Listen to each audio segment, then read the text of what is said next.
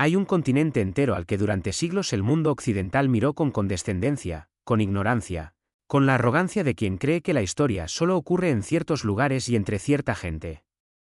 Ese continente es África. Y hay dentro de ese continente una nación que durante miles de años desafió cada uno de los estereotipos, cada uno de los prejuicios, cada una de las mentiras que se contaron sobre el continente africano. Una nación que nunca fue colonizada cuando toda África era repartida entre las potencias europeas como si fuera un pastel. Una nación que derrotó en el campo de batalla a un ejército europeo moderno en una de las victorias militares más humillantes que ninguna potencia colonial haya sufrido jamás. Una nación que tiene una historia escrita que se remonta a más de 3000 años, que fue cristiana cuando Europa todavía adoraba a los dioses del trueno y de la guerra, que construyó monumentos de piedra que todavía hoy desafían la explicación de los ingenieros modernos, y que fue gobernada por una línea de emperadores que decían descender directamente del rey Salomón y de la reina de Saba. Esa nación es Etiopía. Y su historia es tan extraordinaria, tan llena de grandeza, de misterio, de drama y de humanidad, que es un escándalo que no se cuente más. Hoy lo vamos a remediar. Hoy te voy a contar la historia completa del imperio etíope. Desde sus orígenes más antiguos hasta su caída más dramática. Una historia de reinas legendarias, de emperadores guerreros, de sacerdotes que guardaban secretos milenarios, de batallas que cambiaron el destino de un continente. Quédate, porque lo que viene te va a dejar sin palabras. Para entender Etiopía, para entender de verdad lo que fue y lo que significa, tenemos que empezar por el principio. Y el principio de Etiopía es tan antiguo que nos lleva a los mismos orígenes de la civilización humana. El territorio que hoy ocupa Etiopía y las regiones vecinas del Cuerno de África es uno de los lugares donde los paleontólogos y los arqueólogos han encontrado algunos de los restos de homínidos más antiguos del mundo. Lucy, el famoso esqueleto de Australopithecus afarensis descubierto en 1974 en la región de Efar, en el norte de Etiopía, tiene más de 3 millones de años y fue durante décadas considerada uno de los ancestros más importantes de la humanidad. Etiopía no es solo una nación con historia larga. Es literalmente uno de los lugares donde comenzó la historia de nuestra especie. Pero dejemos la prehistoria y avancemos hacia los tiempos históricos. Porque la primera gran civilización que floreció en el territorio etíope fue el reino de Punt, mencionado en los registros egipcios desde aproximadamente el año 2500 a.C. como una tierra de maravillas, una región mítica de donde los faraones importaban incienso, mirra, marfil, pieles de animales exóticos y maderas preciosas. Los egipcios llamaban a Punt la tierra de los dioses. La famosa expedición que la faraona Hatshepsut envió a Punt alrededor del año 1470 a.C. está documentada en relieves extraordinarios en su templo funerario de Deir el-Bahari, y muestra barcos cargados con los tesoros de esa tierra lejana y misteriosa. Aunque la ubicación exacta de Punt sigue siendo debatida por los historiadores, la mayor parte de las evidencias apuntan al Cuerno de África, es decir, a la región que hoy ocupan Etiopía, Eritrea, Djibouti y Somalia. Etiopía no solo tiene historia antigua. Tiene conexiones con las civilizaciones más antiguas del mundo. La primera gran civilización que podemos documentar con certeza en el territorio etíope es el reino de DMT, que floreció en el norte de Etiopía y en el actual Eritrea entre aproximadamente el año 900 y el 400 a.C. DMT era un reino sofisticado que tenía contactos con el sur de Arabia, donde existían civilizaciones igualmente avanzadas, y que desarrolló una escritura, el Ge'ez, que sería la base de todos los sistemas de escritura etíopes posteriores y que todavía hoy se usa en la liturgia de la Iglesia Ortodoxa etíope. DMT construyó templos, organizó un sistema agrícola avanzado que incluía irrigación, y comerciaba con Egipto y con el mundo mediterráneo. Pero fue el sucesor de DMT el que llevaría la civilización etíope a sus primeras cimas de grandeza, verdaderamente imperial, el reino de Aksum. Aksum fue uno de los grandes imperios de la antigüedad tardía, una potencia que en su apogeo, entre los siglos I y VII de nuestra era, rivalizaba con Roma, con Persia y con la India como uno de los 4 grandes poderes del mundo conocido. El comerciante alejandrino del siglo III que escribió el Periplo del Mar Eritreo, uno de los textos geográficos y comerciales más importantes de la antigüedad, describió al rey de Aksum como uno de los 4 reyes más grandes del mundo. No era una exageración. Aksum controlaba las rutas comerciales que conectaban el Mediterráneo con la India y con el interior de África. A través de su puerto principal, Adulis, en la costa de la actual Eritrea sobre el Mar Rojo, fluían especias, incienso, marfil, esclavos, oro y piedras preciosas en ambas direcciones. La ciudad de Aksum, la capital, era una metrópolis cosmopolita donde convivían mercaderes griegos, árabes, persas e indios con la población local. Y los reyes de Aksum, que se hacían llamar Negus-Nagast, rey de reyes, gobernaban sobre un territorio que en su momento de mayor extensión abarcaba el norte de Etiopía, el actual Eritrea, partes de Sudán, y territorios en la península arábiga que hoy forman parte del Yemen. La herencia material más visible de Aksum son sus obeliscos, esas columnas monolíticas de granito tallado que se elevan hacia el cielo en la ciudad de Aksum con una elegancia y una perfección técnica que todavía hoy deja perplejos a los arqueólogos. El obelisco más grande que se conserva en pie en Aksum mide más de 20 metros de altura y está tallado en un único bloque de granito, decorado con representaciones de ventanas y puertas en un estilo arquitectónico que evoca los edificios de varias plantas de la época. Pero el más grande de todos los obeliscos aksumitas, que según las estimaciones debía medir más de 30 metros, cayó en algún momento de la historia antigua y sus pedazos yacen todavía en el suelo. La tecnología necesaria para tallar, transportar y erigir esas estructuras monumentales habla de un nivel de organización social, de conocimiento de ingeniería y de poder político que nos obliga a tomar a Aksum muy en serio como civilización. Pero el acontecimiento que más profundamente marcaría la identidad del imperio etíope no fue militar ni comercial sino espiritual. Alrededor del año 330 de nuestra era, el rey aksumita Ezana se convirtió al cristianismo. Esta conversión, ocurrida aproximadamente al mismo tiempo que el emperador Constantino legalizaba el cristianismo en el Imperio Romano, convirtió a Aksum en uno de los primeros estados del mundo en adoptar oficialmente el cristianismo como religión de Estado. Y fue una conversión que no quedó en la superficie. El cristianismo se hundió en las raíces más profundas de la sociedad etíope, se fusionó con las tradiciones locales, produjo una iglesia ortodoxa etíope con características únicas en el mundo cristiano, y se convirtió en el elemento central de la identidad etíope que todavía hoy, 15 siglos después, define a una parte enorme de la población del país. La historia de esa conversión es en sí misma una historia extraordinaria. Según las crónicas etíopes, el cristianismo llegó a Aksum a través de dos jóvenes hermanos de origen sirio o griego llamados Frumencio y Edesio, que naufragaron en la costa africana y fueron llevados ante el rey aksumita como esclavos. El rey reconoció su talento y los incorporó a su corte. Frumencio en particular ganó la confianza de la familia real y cuando el rey murió, se convirtió en tutor del joven príncipe heredero, el futuro Ezana. Frumencio viajó luego a Alejandría, donde fue consagrado como primer obispo de Etiopía por el patriarca Atanasio, y regresó a Aksum para convertir al rey que había criado. Ezana se convirtió, y Etiopía se convirtió con él. Frumencio es venerado hasta hoy en la Iglesia Ortodoxa etíope con el nombre de Abba Selama, el Padre de la Paz. El cristianismo etíope que emergió de esa conversión fue desde el principio algo único. La Iglesia Ortodoxa etíope conservó prácticas que otras iglesias cristianas abandonaron siglos atrás, como la observación del sábado junto al domingo, la distinción entre alimentos puros e impuros al estilo del Antiguo Testamento, y la circuncisión masculina. Conservó además libros sagrados que las otras iglesias habían excluido de su canon bíblico, como el libro de Enoc y el libro de los Jubileos. Y desarrolló una tradición artística propia de una riqueza y una originalidad extraordinarias, con iconos de colores vibrantes, cruces de formas únicas, y una música litúrgica de una complejidad rítmica que todavía asombra a los musicólogos. Y hay un elemento del cristianismo etíope que merece atención especial porque está en el corazón de la identidad imperial etíope y de algunas de las leyendas más fascinantes de la historia humana, la relación de Etiopía con el Arca de la Alianza.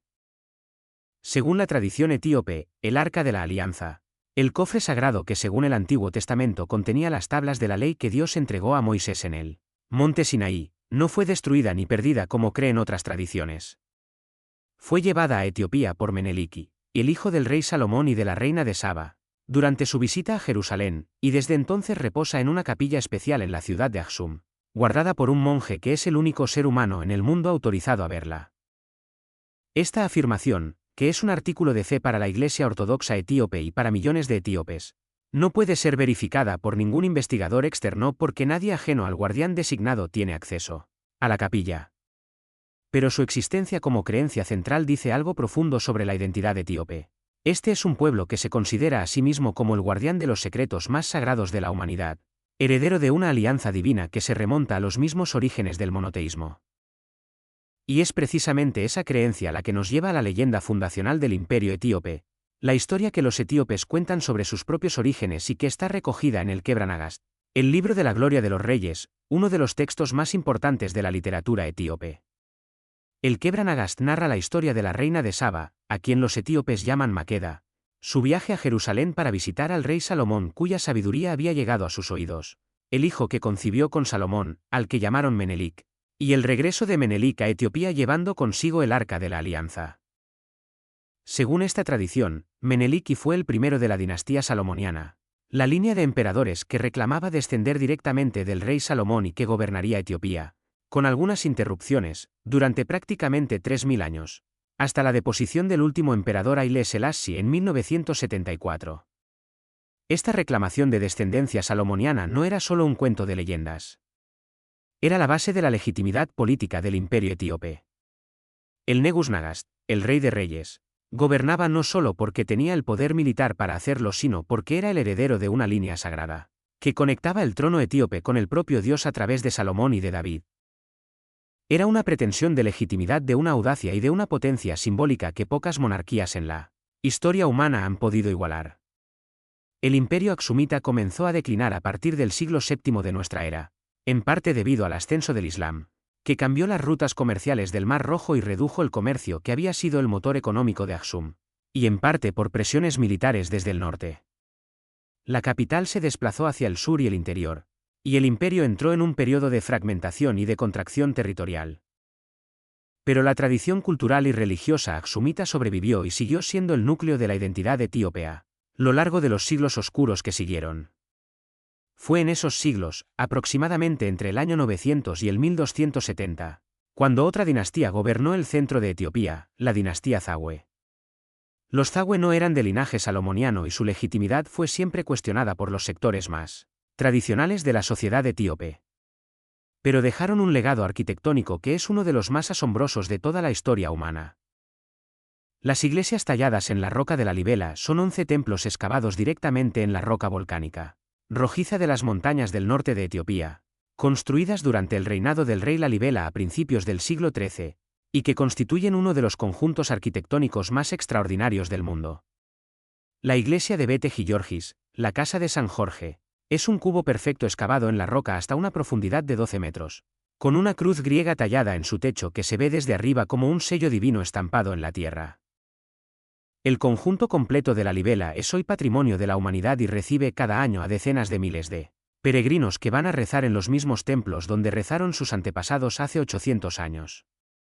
Según la tradición etíope, el rey Lalibela construyó estas iglesias después de visitar Jerusalén y querer crear una nueva Jerusalén en tierra etíope, un lugar de peregrinación que fuera accesible a los fieles etíopes sin necesidad de cruzar territorios hostiles. Si eso fue lo que quiso hacer, lo consiguió con una magnificencia que desafía toda descripción. En 1270, la dinastía Zagwe fue destronada y la dinastía salomoniana fue restaurada en la persona de Yeku Amlak, quien afirmaba ser descendiente de los antiguos reyes aksumitas y por lo tanto del propio Salomón. Esta restauración fue apoyada por la Iglesia Ortodoxa etíope, que veía en los Zagwe usurpadores sin la legitimidad sagrada necesaria para gobernar. Y con la restauración salomoniana comenzó uno de los periodos más ricos y más complejos de la historia del imperio etíope. Los emperadores salomonianos de los siglos XIV y XV enfrentaron desafíos enormes, tanto internos como externos. En el interior, debían mantener la lealtad de los grandes señores regionales, los Ras, que controlaban territorios vastos y que tenían sus propios ejércitos. Era un equilibrio delicado que requería una combinación de fuerza militar, habilidad diplomática y legitimidad religiosa. En el exterior, el ascenso de los sultanatos islámicos en el este y en el sur de Etiopía creaba una presión constante sobre las fronteras del imperio. El gran emperador de esta época fue Amda Seyonik, que reinó de 1314 a 1344 y que transformó Etiopía en una potencia regional de primera magnitud. Amda Seyon era un guerrero excepcional que llevó sus ejércitos en campañas que expandieron el territorio etíope en todas las direcciones. Derrotó a los sultanatos musulmanes del este, sometió a los señores rebeldes del sur y del oeste, y consolidó una estructura imperial que hacía de Etiopía el estado más poderoso del Cuerno de África. Sus crónicas militares, escritas en Ge'ez, son documentos de una vitalidad y de un dramatismo extraordinarios que nos muestran a un hombre de energía volcánica y de ambición sin límites. Amda Seyon fue también el primero de los emperadores etíopes en establecer contactos diplomáticos con el mundo exterior, enviando embajadas a Egipto y al papado en Roma en busca de aliados frente a la presión islámica que rodeaba a su imperio cristiano. Porque esa era la situación geopolítica fundamental de Etiopía durante toda la Edad Media y el comienzo de la modernidad. Un imperio cristiano rodeado por estados islámicos, aislado del resto del mundo cristiano por miles de kilómetros de territorio hostil, defendiéndose solo con sus propias fuerzas y con la fe en que Dios protegía a los herederos de Salomón. Era una situación que generaba tanto una sensación de asedio permanente como un orgullo feroz, una identidad forjada en la resistencia y en la convicción de ser un pueblo elegido que había sobrevivido a todo porque estaba bajo la protección divina. El siglo XV fue testigo de los intentos más serios de romper ese aislamiento. El emperador Zara Yacob, que reinó de 1434 a 1468 y fue uno de los gobernantes más capaces de toda la historia etíope, buscó activamente el contacto con Europa cristiana, enviando delegaciones al Concilio de Florencia en 1441 y estableciendo relaciones diplomáticas con varios estados europeos. Zara Yacob era también un reformador religioso de gran energía, que intentó purificar las prácticas de la Iglesia Ortodoxa etíope, promovió la literatura en Ge'ez, y escribió el mismo tratados teológicos. Pero fue también un gobernante de mano de hierro que no dudaba en usar la violencia para imponer su voluntad, ordenando la ejecución de funcionarios y nobles que sospechaba de deslealtad, incluyendo miembros de su propia familia. En él, como en tantos grandes gobernantes de la historia, la grandeza y la crueldad vivían en una proximidad incómoda. En Europa, la figura del preste Juan alimentó durante siglos la imaginación de los geógrafos, los teólogos y los aventureros. El preste Juan era el nombre que en Europa se daba a un legendario rey cristiano que gobernaba en algún lugar de Oriente o de África, rodeado de riquezas fabulosas y de maravillas. Durante los siglos XII y XIII, la leyenda del preste Juan fue asociada primero con Asia Central y luego, cada vez más, con Etiopía. Los reyes de Portugal, que en el siglo XV estaban lanzados en su gran empresa de exploración del continente africano en busca de una ruta marítima hacia la India, veían en el legendario preste Juan un aliado potencial que podría ayudarles a rodear el mundo islámico. Cuando Vasco de Gama completó la ruta del Cabo de Buena Esperanza en 1498 y los portugueses llegaron al Océano Índico, uno de sus objetivos explícitos era encontrar al preste Juan. Y lo que encontraron fue Etiopía. El contacto entre Portugal y Etiopía que se estableció a principios del siglo XVI fue uno de los episodios más extraordinarios de la historia de las relaciones entre África y Europa. Los portugueses mandaron embajadas a la corte imperial etíope. Los etíopes mandaron a su vez emisarios a Lisboa. Se intercambiaron regalos, cartas, tratados de amistad. Y cuando Etiopía se encontró en el peor momento de su historia, fue Portugal quien acudió en su ayuda. Porque el peor momento llegó en la forma de un hombre llamado Ahmad ibn Ibrahim al-Ghazi, conocido en Etiopía con el apodo de Gragn, que en amárico significa el zurdo. Ahmad Gragn era un líder militar somalí de extraordinario talento que a partir de 1529 lanzó una yihad, una guerra santa, contra el imperio etíope que estuvo a punto de destruirlo completamente. En el espacio de apenas 10 años, los ejércitos de Gragn, armados con mosquetes que habían recibido del imperio otomano, arrasaron con una velocidad devastadora a través de Etiopía. Las ciudades fueron quemadas. Los monasterios fueron destruidos. Los manuscritos milenarios fueron incendiados. Las iglesias fueron demolidas o convertidas en mezquitas. El emperador Lebna de Engel, que gobernaba en ese momento, fue reducido a huir de un refugio a otro mientras su imperio se desmoronaba a su alrededor. Murió en 1540 sin haber podido recuperar su trono, perseguido hasta el final. Su hijo y sucesor, el emperador Galaudeuos, recibió finalmente la ayuda que tanto se había pedido a Portugal. En 1541, una fuerza de 400 soldados portugueses desembarcó en la costa del Mar Rojo bajo el mando de Cristóbal de Gama, hijo del famoso navegante Vasco de Gama. 400 hombres era una fuerza pequeña, Pero eran soldados profesionales armados con las mejores armas de fuego europeas y con una experiencia de combate formidable. Se unieron a los ejércitos etíopes y juntos cambiaron el curso de la guerra. En 1543, en la batalla de Baina Daga, los ejércitos combinados etíope-portugueses derrotaron y mataron al propio Ahmad Gran. La amenaza había pasado. Pero el daño que había causado era inmenso. Décadas de guerra habían devastado el país, destruido un patrimonio cultural milenario, y dejado heridas en el tejido social etíope que tardarían generaciones en cicatrizar. La presencia portuguesa en Etiopía tuvo también consecuencias religiosas que resultaron ser más problemáticas de lo que nadie habría esperado. Los misioneros jesuitas que llegaron junto a los soldados portugueses intentaron convencer a los emperadores etíopes de unirse a la Iglesia Católica Romana y reconocer la autoridad del Papa. Durante décadas, estos esfuerzos fueron rechazados. Pero el emperador Susenyos, que gobernó de 1607 a 1632, se convirtió al catolicismo y durante su reinado intentó imponer esa fe sobre su pueblo. Fue un error catastrófico. La población etíope, profundamente arraigada en su tradición ortodoxa milenaria, se rebeló. Las guerras civiles y los levantamientos se multiplicaron.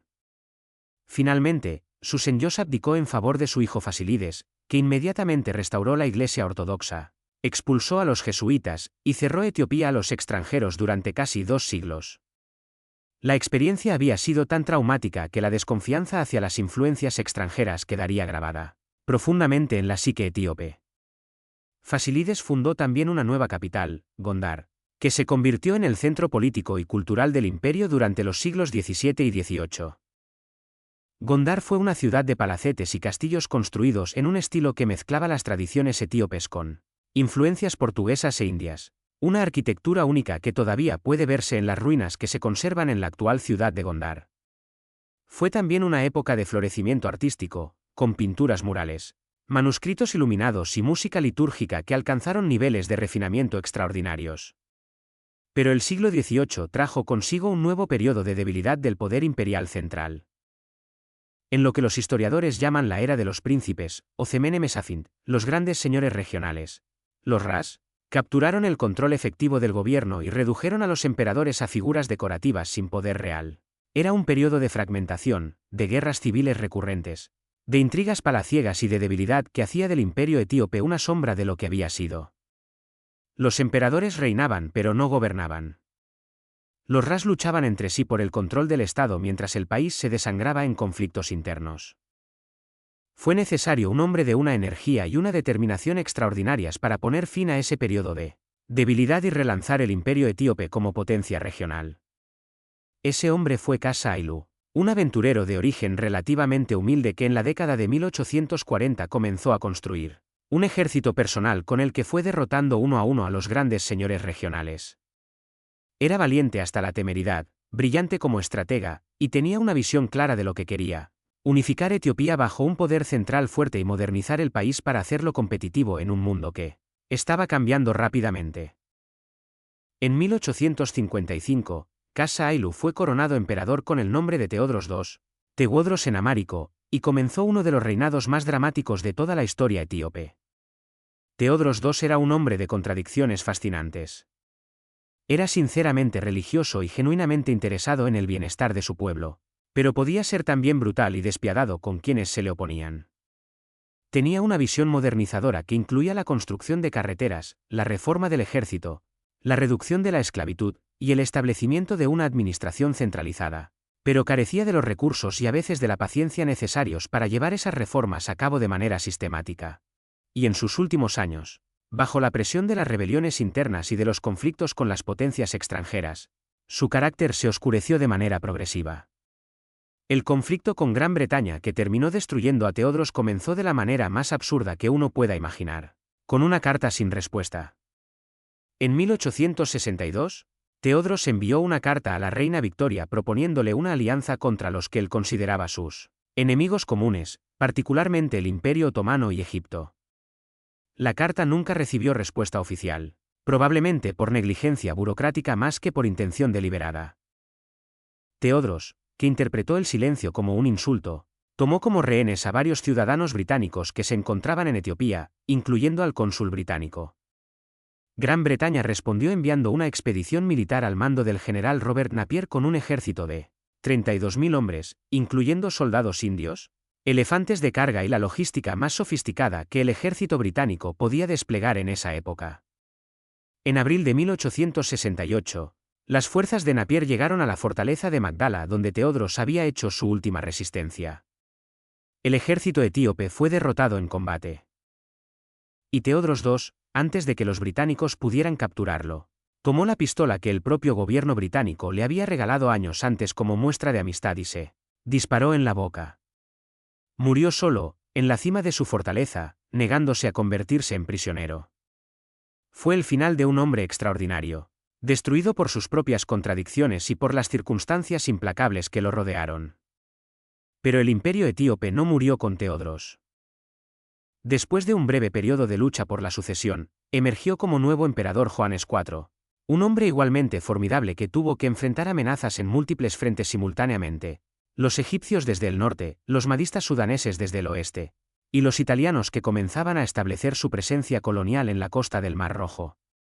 Joanes IV murió en 1889 combatiendo contra los mahdistas en la batalla de Metemma, otro emperador etíope que encontró la muerte en el campo de batalla. Y fue su sucesor, el hombre que gobernaría con el nombre de Menelik II, quien llevaría al imperio etíope a su momento de mayor gloria moderna y quien protagonizaría el acontecimiento que haría de Etiopía un símbolo para toda África y para todos los pueblos colonizados del mundo: la batalla de Adwa. Menelik II era originalmente el rey de Sewa, la región central de Etiopía, y había tenido una relación complicada con el emperador Joanes IV que incluyó periodos de conflicto y de alianza. Pero cuando Joanes murió, Menelik emergió como el candidato más poderoso para el trono imperial y fue coronado en 1889. Era un hombre de inteligencia política extraordinaria, pragmático y visionario al mismo tiempo, que entendía perfectamente que el mundo había cambiado y que Etiopía necesitaba modernizarse para sobrevivir. Compró armas modernas en Europa, reformó el ejército, expandió el territorio etíope hacia el sur y el oeste, y fundó una nueva capital, Addis Abeba, que significa flor nueva en amárico y que sigue siendo la capital de Etiopía hasta hoy. Pero fue su relación con Italia la que lo llevaría a la inmortalidad histórica. Italia era la más joven y la más ambiciosa de las potencias coloniales europeas, llegada tarde al reparto colonial de África y determinada a compensar esa tardanza con agresividad. Había establecido su colonia de Eritrea en la costa del Mar Rojo y miraba con codicia al interior etíope. En 1889, Italia y Etiopía firmaron el Tratado de Ucciali, que en su versión italiana afirmaba que Etiopía se convertía en un protectorado italiano, es decir, que cedía el control de su política exterior a Italia. Pero la versión amárica del mismo tratado decía algo completamente diferente, que Etiopía podía, si lo deseaba, usar los servicios diplomáticos italianos para sus comunicaciones con otras potencias, lo que era una cosa completamente voluntaria y no implicaba ninguna cesión de soberanía. Era una trampa diplomática deliberada. Y cuando Menelik descubrió el engaño, denunció el tratado y se preparó para la guerra. Italia, confiando en la superioridad de su armamento moderno y en los informes de sus agentes que describían el ejército etíope como una fuerza primitiva e indisciplinada, envió un ejército de 17.000 hombres hacia el interior de Etiopía. Era el año 1895. En toda África, las potencias europeas estaban sometiendo a los pueblos africanos con una facilidad aterradora, aplastando resistencias que nunca podían competir con los rifles y las ametralladoras europeas. Nadie en Europa dudaba de que Italia haría lo mismo con Etiopía. Lo que ocurrió el 1 de marzo de 1896 en las colinas cerca del pueblo de Adwa fue uno de los mayores shocks de la historia colonial europea. Menelik II había movilizado un ejército etíope de más de 100.000 guerreros, armados no con lanzas primitivas sino con rifles modernos comprados en cantidad suficiente a Francia y Rusia, que veían con agrado cualquier cosa que pusiera freno a las ambiciones italianas respaldadas por el enemigo alemán. La batalla de Adwa fue un desastre completo para Italia. Más de 6.000 soldados italianos murieron en combate, otros 1.700 fueron capturados, y el resto huyó en desbandada. Fue la derrota más grande que ninguna potencia colonial europea había sufrido jamás a manos de un ejército africano. Italia se vio obligada a firmar el Tratado de Addis Abeba, reconociendo la plena soberanía e independencia del imperio etíope. El impacto de Adwa en el mundo fue sísmico. En Europa causó conmoción y vergüenza italiana. En África y en el mundo afrodescendiente causó una alegría y un orgullo que no tenían precedentes.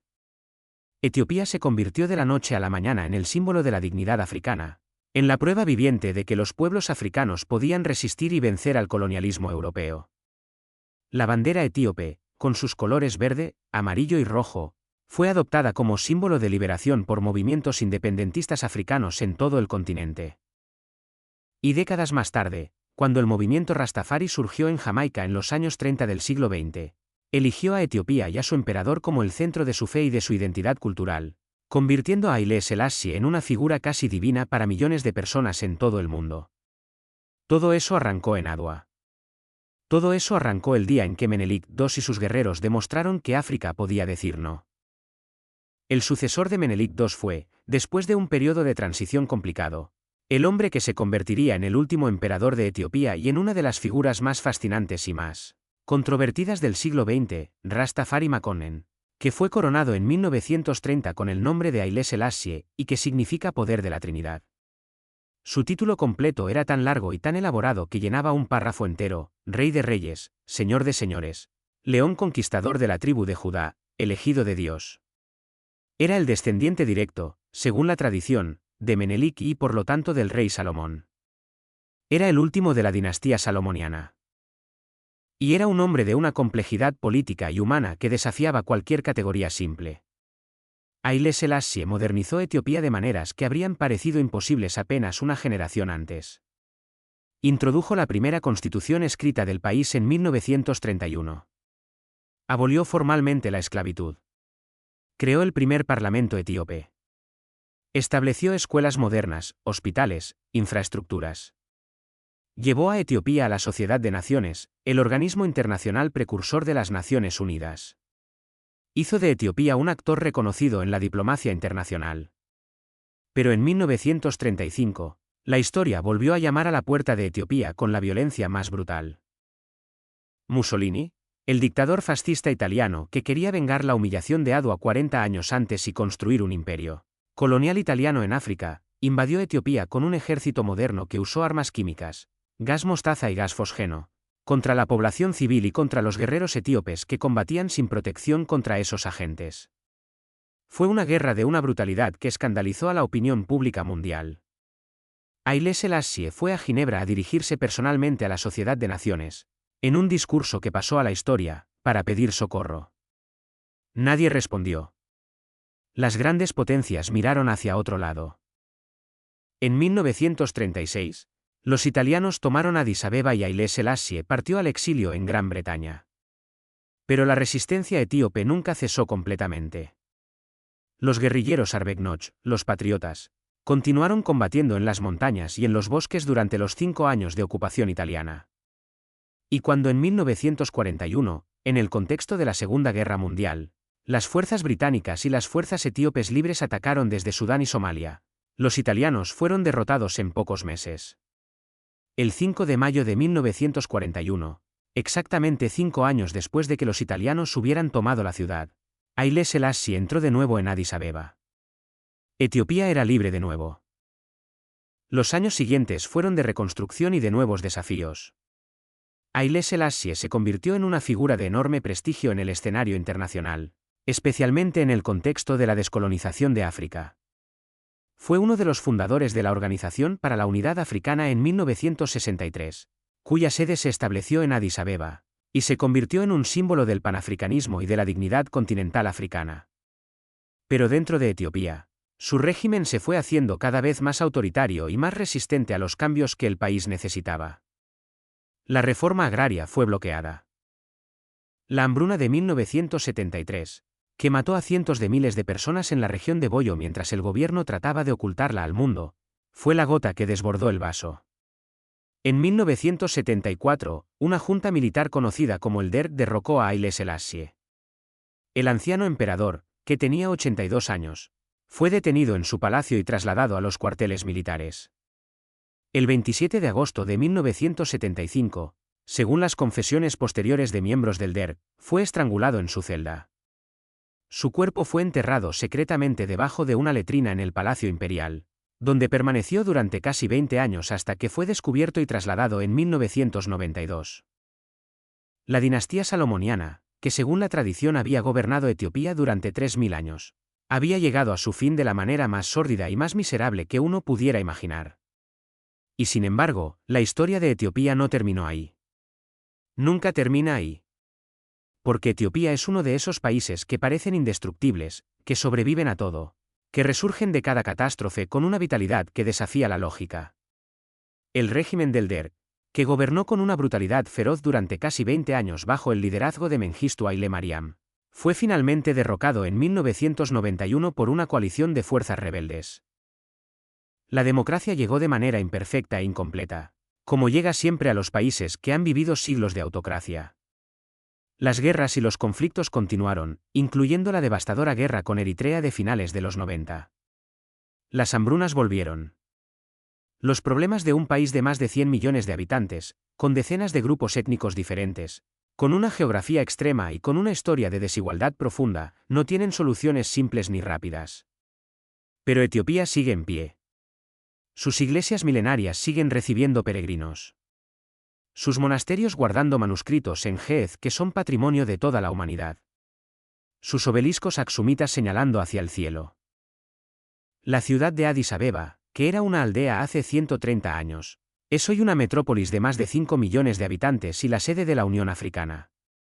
Y la memoria del imperio, de Aksum, de Lalibela, de Menelik y de Adwa, sigue siendo el núcleo de una identidad nacional de una profundidad y de una riqueza que pocas naciones del mundo pueden igualar.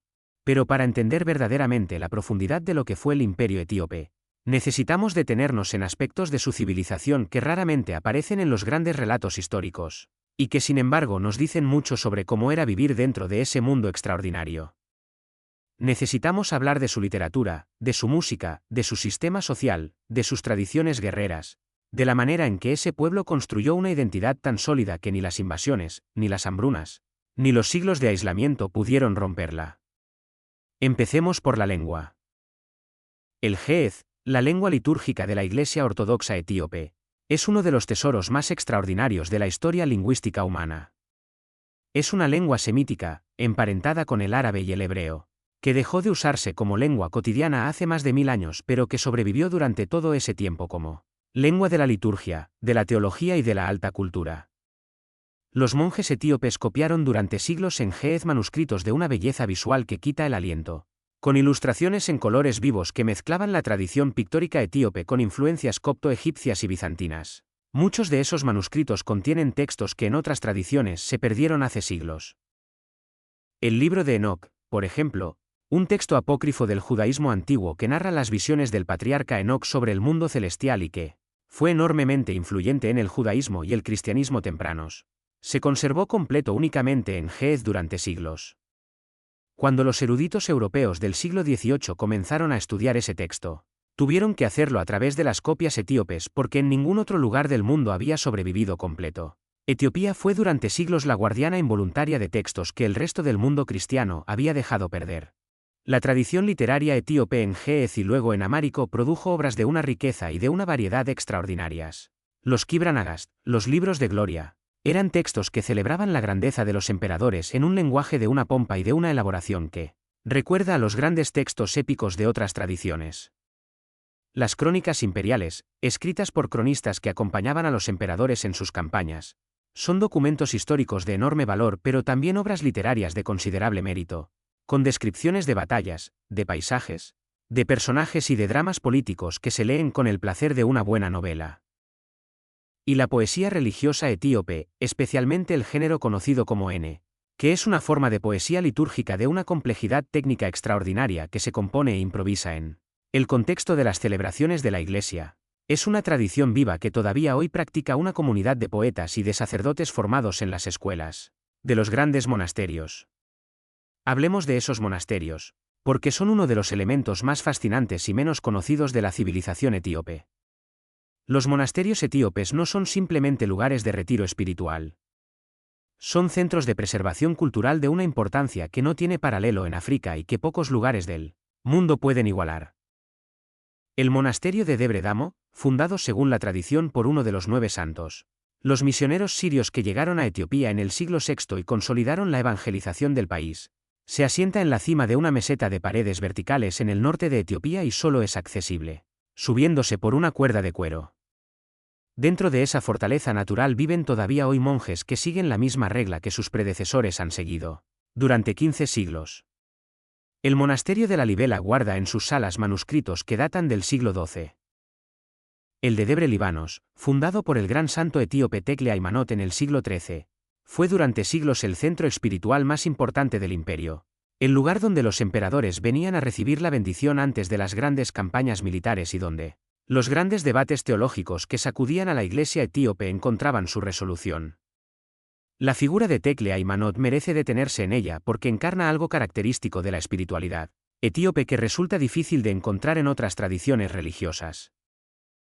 Tekle Aymanot, cuyo nombre significa planta de la fe, fue un monje del siglo XIII que recorrió Etiopía predicando y convirtiendo, fundando comunidades monásticas y desafiando a los poderosos cuando consideraba que se apartaban del camino de la justicia.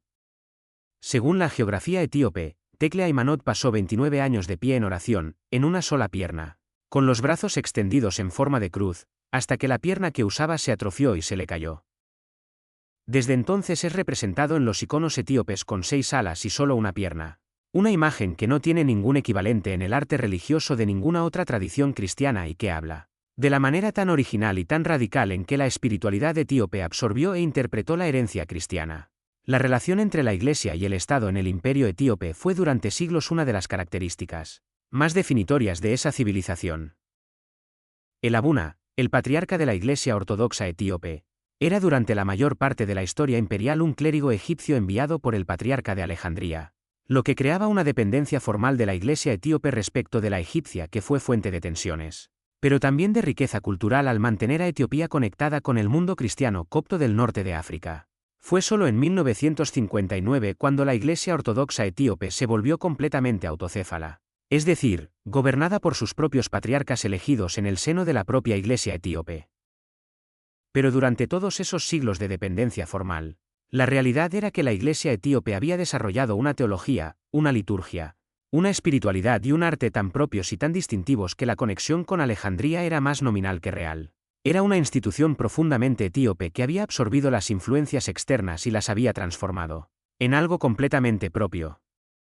El papel de las mujeres en el imperio etíope es otro capítulo que merece atención especial y que con demasiada frecuencia queda en la sombra de los grandes relatos dominados por emperadores y generales.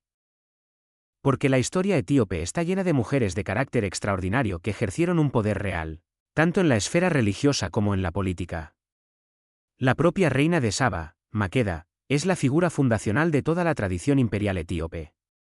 Yodit, también conocida como Gudit, fue una reina guerrera que según las crónicas destruyó el poder aksumita en el siglo X, quemó iglesias, masacró a la familia real y gobernó durante 40 años antes de ser ella misma derrocada.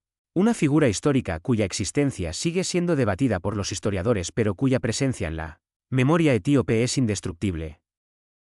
La emperatriz Mentewab gobernó como regente durante el siglo XVIII con una habilidad política que muchos de sus contemporáneos masculinos habrían envidiado.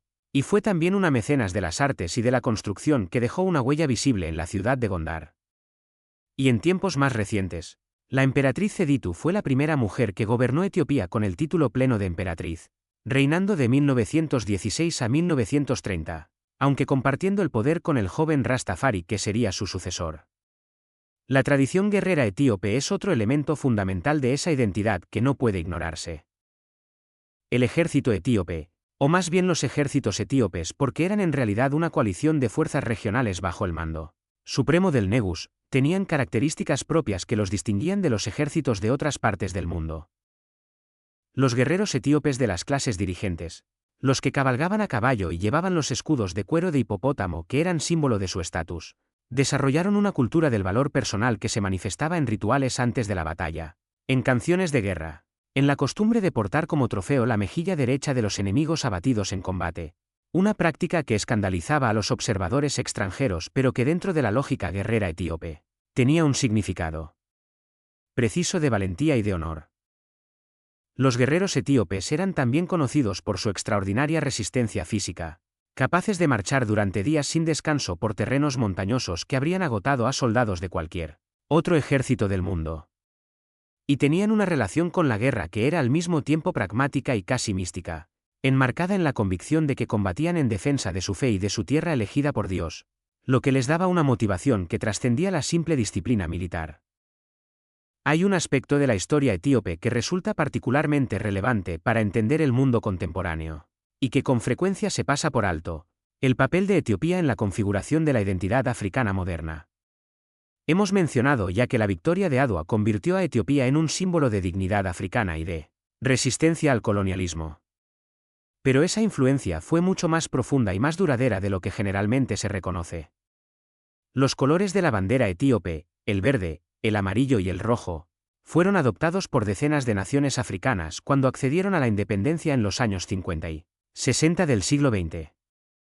Era una manera de declarar su identificación con el único país africano que había mantenido su independencia a lo largo del periodo colonial. Hoy, más de la mitad de las banderas nacionales africanas incorporan alguna combinación de los colores etíopes. Es un homenaje silencioso que muy poca gente reconoce como tal.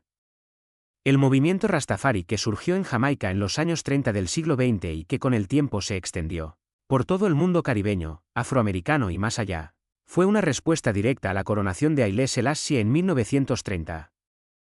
Para los Rastafaris, Haile Selassie era el Mesías prometido, el león de Judá, el descendiente de Salomón que traería la liberación a los pueblos africanos dispersos por la diáspora de la esclavitud.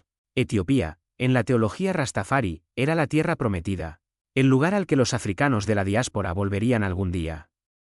Esta visión fue difundida por la música reggae a partir de los años 70, especialmente a través de la obra de Bob Marley, que la llevó a todos los rincones del mundo.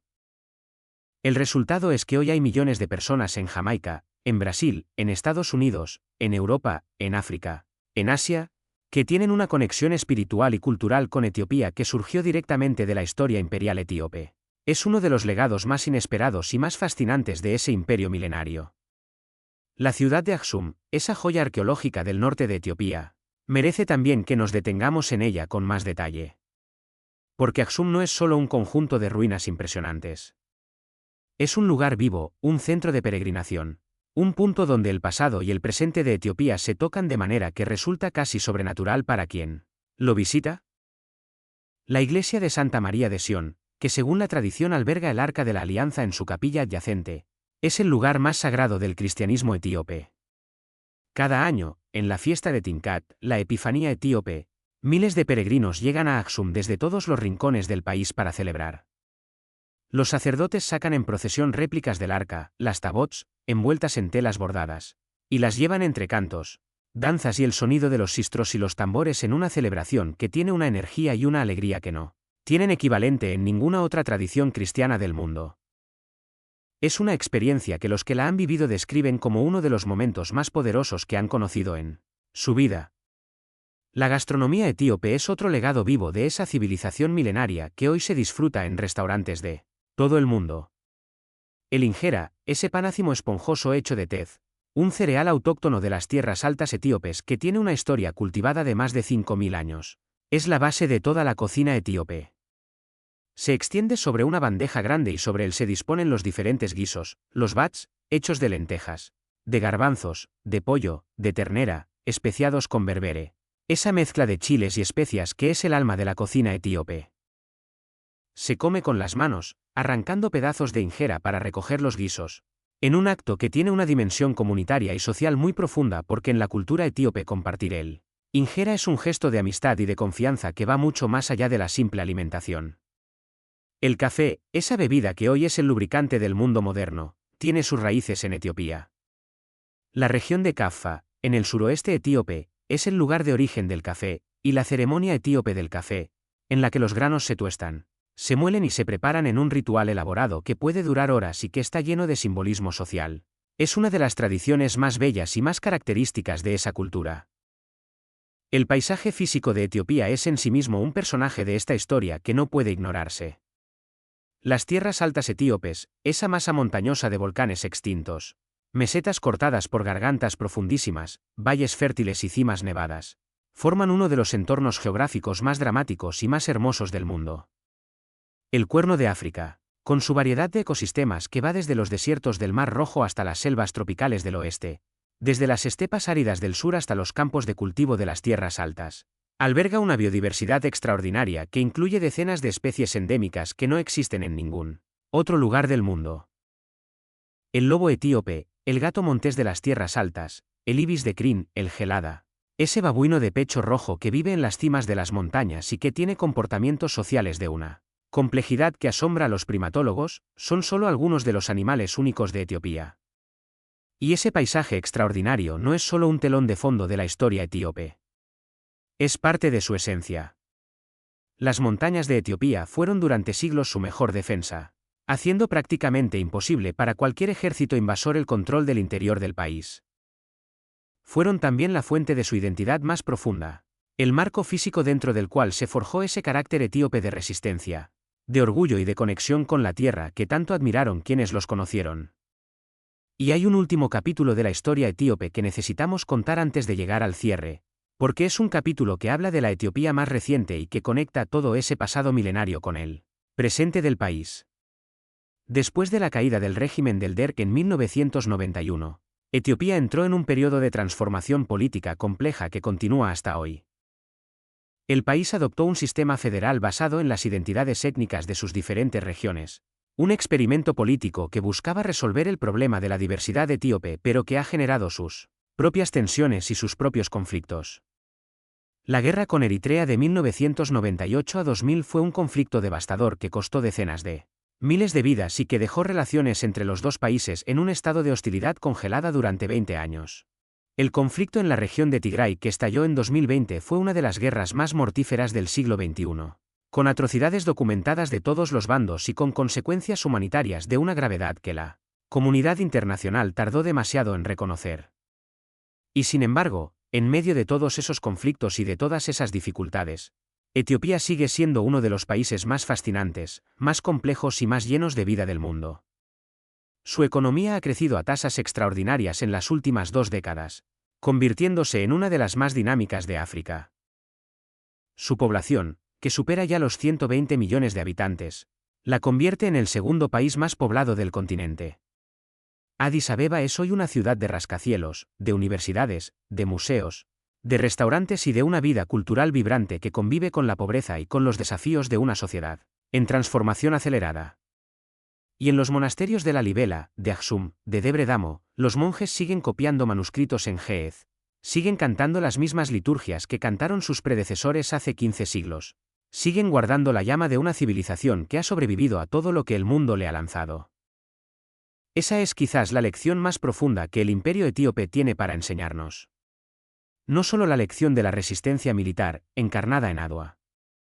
No solo la lección de la grandeza arquitectónica, encarnada en Lalibela y en los obeliscos de Aksum.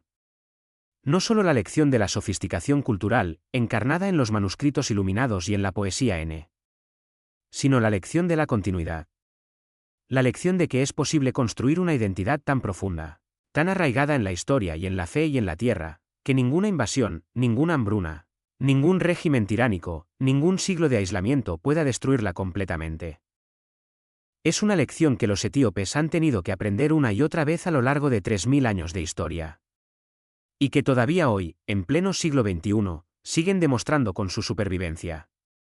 Y para entender esa continuidad en toda su profundidad, necesitamos hablar de algo que raramente aparece en los libros de historia, pero que es absolutamente central en la experiencia etíope, la relación de ese pueblo con el tiempo. Porque los etíopes tienen una manera de relacionarse con el tiempo que es radicalmente diferente a la del resto del mundo, y que dice mucho sobre su identidad más profunda. Etiopía usa todavía hoy su propio calendario, el calendario etíope, que tiene 13 meses, 12 de 30 días y un 13º mes de 5 o 6 días, y que va aproximadamente 7 años y 8 meses por detrás del calendario gregoriano que usa el resto del mundo. Esto significa que cuando el mundo celebró el año 2000, Etiopía estaba todavía en 1992. Y el país lo celebró con una campaña de turismo que usaba el eslogan Etiopía, 13 meses de sol, con un humor tranquilo y una seguridad en sí misma que solo puede tener un pueblo que sabe exactamente quién es y de dónde viene. Esta diferencia calendaria no es solo una curiosidad. Es un símbolo de algo mucho más profundo. La decisión consciente o inconsciente de un pueblo de no dejarse absorber completamente por los ritmos y las categorías del mundo exterior, de mantener su propio tiempo, su propio espacio, su propia manera de medir la historia. Y esa misma independencia de espíritu se manifiesta en la religión etíope de maneras que siguen sorprendiendo a quienes la estudian por primera vez. La Iglesia Ortodoxa etíope no es simplemente una variante del cristianismo universal. Es una síntesis extraordinaria que ha absorbido influencias de múltiples fuentes y las ha transformado en algo completamente único. El Tinkat, la celebración etíope de la Epifanía, que ya mencionamos, incluye procesiones nocturnas a la luz de las antorchas, bendiciones de agua que evocan el bautismo en el Jordán, danzas rituales de los sacerdotes vestidos con sus trajes ceremoniales de colores brillantes, y una energía colectiva que mezcla la devoción más profunda con una alegría casi dionisíaca. El Meskel, la fiesta de la cruz, celebra el descubrimiento de la verdadera cruz por la emperatriz Helena y culmina en el encendido de una hoguera gigante, la de Mera, alrededor de la cual se congregan miles de fieles. El Enkutatas, el año nuevo etíope que cae en septiembre, coincide con el final de la estación de lluvias y con la llegada de las flores silvestres que cubren los campos etíopes de amarillo, y es celebrado con canciones, con danzas, con el intercambio de ramos de flores y con una alegría colectiva que tiene raíces en tiempos precristianos y que la Iglesia supo incorporar sabiamente en lugar de suprimir. Son festividades que hablan de un pueblo que celebra la vida con una intensidad y una riqueza ritual que pocas culturas del mundo pueden igualar. Hablemos ahora de un personaje que merece mucho más espacio en los libros de historia de lo que generalmente se le dedica y que encarna perfectamente las contradicciones y las grandezas del imperio etíope tardío, Ras Makonnen, el padre de Haile Selassie y uno de los generales más brillantes que Etiopía produjo jamás. Ras Makonnen era el gobernador de la región de Harar, la ciudad amurallada del este etíope que es uno de los centros islámicos más importantes del Cuerno de África y que fue incorporada al imperio por Menelik II después de siglos de independencia. Makonnen fue el comandante que lideró las fuerzas etíopes en algunos de los combates más decisivos de la batalla de Adwa, y su contribución a esa victoria fue fundamental aunque a veces queda oscurecida por la figura gigantesca del emperador Menelik. Fue también un diplomático de talento que representó a Etiopía en negociaciones internacionales con una sofisticación que asombró a sus interlocutores europeos. Y fue el padre de Tafari Makonnen, el niño que crecería para convertirse en Haile Selassie, al que crió con una mezcla de disciplina, amor y ambición que moldeó de manera decisiva el carácter del último emperador. Makonnen murió en 1906, cuando su hijo tenía apenas 14 años, y según todos los testimonios esa muerte prematura dejó en el joven Tafari una herida que nunca cicatrizó completamente y que contribuyó a formar esa mezcla de frialdad exterior y de intensidad interior que caracterizaría al Haile Selassie adulto. La ciudad de Harar, que gobernó Ras Makonnen y que fue uno de los centros más importantes del imperio bajo Menelik II, es en sí misma un mundo aparte dentro de la historia etíope.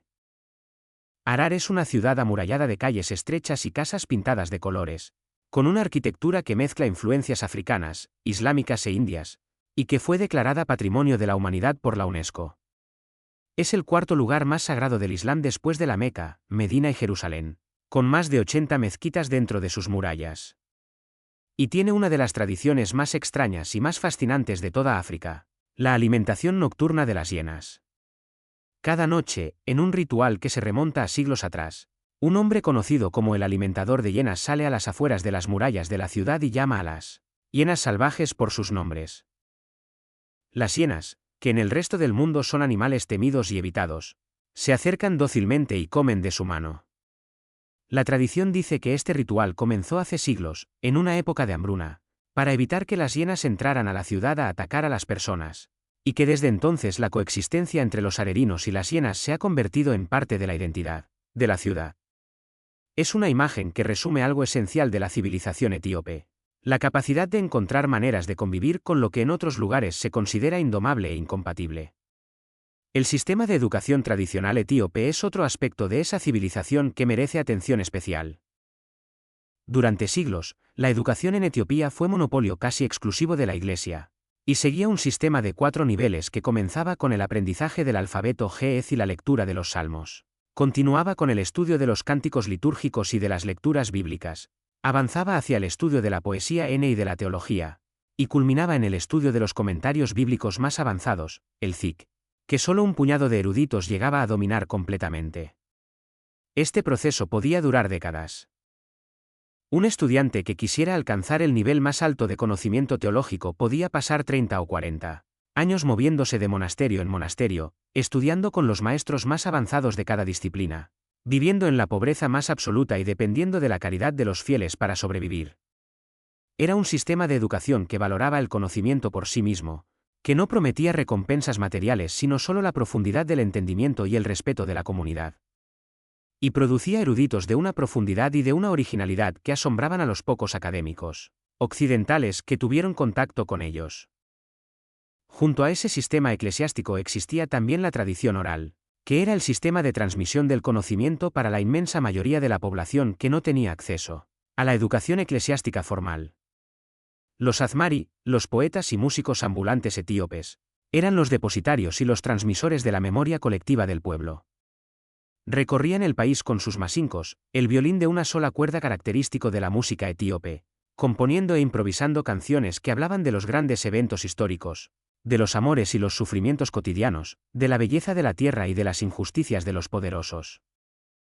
Los azmari eran al mismo tiempo admirados y temidos, porque su lengua podía elevar a un hombre o destruirlo con igual facilidad, y los poderosos los trataban con una mezcla de condescendencia y de precaución que reconocía implícitamente el poder de las palabras cantadas sobre la opinión pública. Era un papel que en otras culturas jugaban los griots del África Occidental o los juglares medievales europeos, pero con características propias que lo hacían inconfundiblemente etíope. La música etíope en general es un mundo de una riqueza y de una complejidad que el resto del mundo apenas ha comenzado a descubrir. La escala musical etíope, que tiene características modales únicas que la distinguen tanto de la música occidental como de la música árabe, produce una sonoridad inconfundible que quienes la escuchan por primera vez describen como simultáneamente extraña y profundamente emotiva. El tigrigna, el amárico, el oromo, el somalí y las decenas de otras lenguas etíopes han producido cada una tradiciones musicales propias con sus instrumentos característicos, sus géneros, sus contextos de interpretación y sus funciones sociales. El krar, una lira de 6 cuerdas que tiene raíces que se remontan a la antigüedad aksumita, el vejena, una lira grande y solemne que según la tradición es el instrumento del rey David y que se toca en contextos de meditación y de luto, el wasint, una flauta de bambú cuyo sonido etéreo evoca la soledad de las montañas etíopes. Son instrumentos que llevan en su construcción y en su sonido miles de años de historia y de emoción humana acumulada. En el siglo XX, la música etíope vivió un momento de explosión creativa extraordinaria que los aficionados a la música del mundo entero llaman el Golden Age, la Edad de Oro, y que se produjo aproximadamente entre los años 50 y 70. Músicos como Mulatu Astatke, el padre del Etiohaz, esa fusión única de jazz americano con escalas etíopes tradicionales que produjo una música de una elegancia y de una originalidad absolutas, o cantantes como Tilaun Gessese y Mahmoud Ahmed, cuyas voces tenían una profundidad emocional que trascendía cualquier barrera lingüística. Crearon durante esos años un repertorio que fue redescubierto por el mundo en los años 90 cuando el sello Buddha Musique publicó la colección Ethiopiques, una serie de discos que introdujo esa música a una audiencia global y que tuvo un impacto cultural enorme. El director de cine Jim Jarmusch usó música de Mulatu Astatke en su película Broken Flowers. El grupo de hip hop estadounidense The Roots sampleó esos sonidos en sus producciones. De repente, la música que había sonado en los clubes nocturnos de Addis Abeba en los años 60 resonaba en los estudios de Nueva York, de París, de Tokio. Era otro ejemplo de cómo la civilización etíope, contra todo pronóstico y a través de los caminos más inesperados, seguía proyectando su influencia sobre el mundo. El atletismo etíope es otro capítulo de esa proyección hacia el mundo que merece ser contado en el contexto de esta historia. Porque Etiopía es una nación de corredores. Las tierras altas etíopes, con su altitud de más de 2000 metros sobre el nivel del mar, producen atletas con una capacidad cardiovascular extraordinaria. Y desde que Abebe Bikila ganó la maratón de los Juegos Olímpicos de Roma en 1960, corriendo descalzo sobre los adoquines de la Vía Apia Antica, Etiopía ha producido una sucesión de campeones olímpicos y mundiales en las pruebas de fondo que no tiene parangón en ningún otro país del mundo. Abebe Bikila fue el primero africano en ganar una medalla de oro olímpica en atletismo. Lo hizo descalzo, en la oscuridad de la noche romana, sobre la misma calzada que los legionarios romanos habían pisado 2000 años antes. Y lo hizo con una elegancia y una facilidad que dejaron sin palabras a todos los que lo vieron. Era un soldado de la Guardia Imperial Etíope, un descendiente de los guerreros de Adwa. Y su victoria fue sentida en Etiopía como una continuación de esa tradición de demostrar al mundo que África podía ganar. Después de Bikila vinieron Miruts Gifter, Haile Gebrselassie, Kenenisa Bekele, Tirunes Dibaba, Derartu Tulu, que fue la primera mujer africana en ganar una medalla de oro olímpica en atletismo. Son nombres que los aficionados al atletismo reconocen inmediatamente. Y todos ellos son parte de esa historia milenaria de un pueblo que aprendió a correr en las montañas más altas de África. El lago Tana, en el noroeste de Etiopía, es otro lugar que merece su espacio en esta historia. Es el lago más grande de Etiopía y la fuente del Nilo Azul.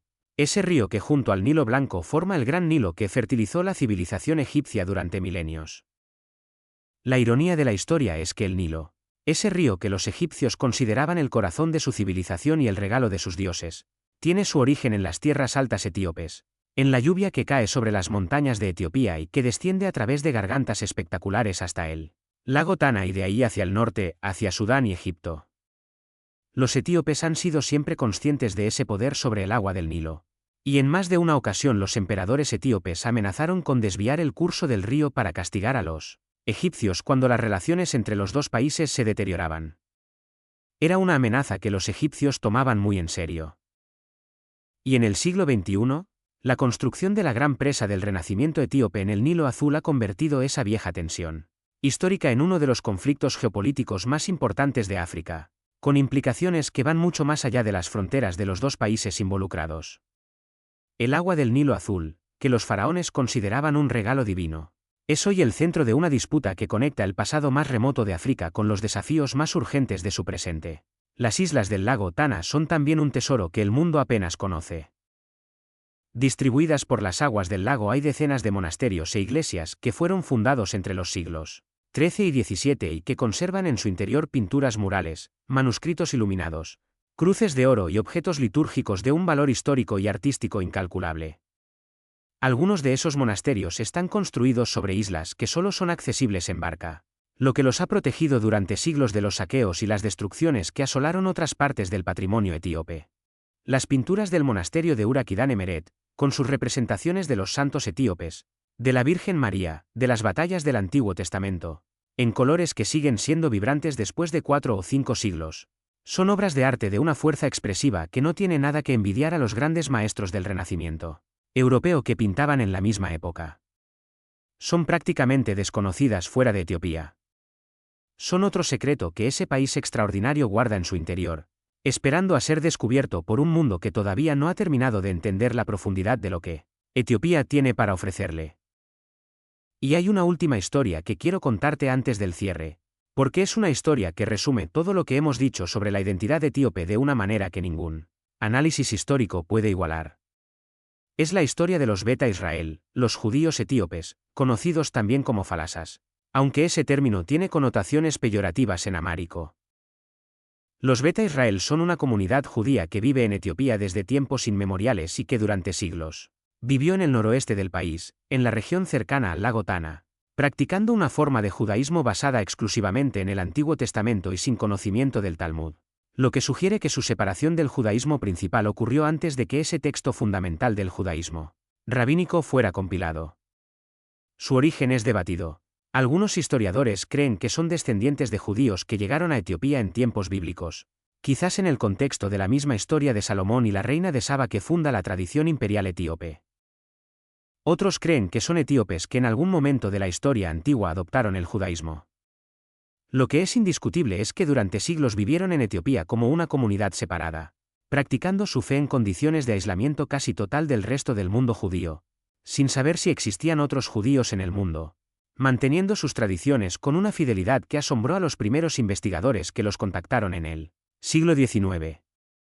En los años 80 del siglo XX, en el contexto del régimen brutal del Der y de las hambrunas que devastaban Etiopía, el Estado de Israel organizó 2 operaciones secretas de rescate de la comunidad Beta Israel. La Operación Moisés en 1984 y la Operación Salomón en 1991. Trasladaron en avión a Israel a decenas de miles de judíos etíopes en operaciones logísticas de una complejidad y de un dramatismo que parecen sacadas de una película de aventuras. La Operación Salomón fue la más espectacular. En el espacio de 36 horas, 35 aviones de carga israelíes realizaron 142 vuelos y trasladaron a 14,325 personas, el mayor número de pasajeros jamás transportado en un solo avión en algunos de esos vuelos, en los que los asientos fueron retirados para poder acomodar a más personas.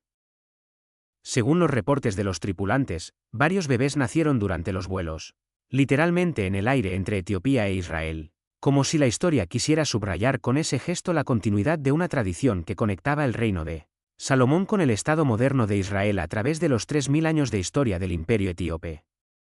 Hoy hay en Israel una comunidad de más de 150.000 etíopes judíos y sus descendientes, que llevan consigo la memoria de esa historia extraordinaria y que son un puente viviente entre dos de las civilizaciones más antiguas y más cargadas de significado del mundo. El imperio etíope nos deja una lección que va mucho más allá de los límites de un continente o de una época. Nos dice que la grandeza no es patrimonio exclusivo de ningún pueblo, de ninguna geografía, de ninguna civilización. Que en las montañas del Cuerno de África, en medio de un continente que el mundo decidió ignorar durante siglos, floreció durante milenios una de las experiencias humanas más extraordinarias que se hayan producido en este planeta. Una experiencia de fe, de resistencia, de creación cultural y de dignidad que merece ser conocida, celebrada y recordada. Porque la historia de Etiopía es la historia de lo que los seres humanos pueden construir cuando se niegan a aceptar que el destino que otros les han asignado es el único posible.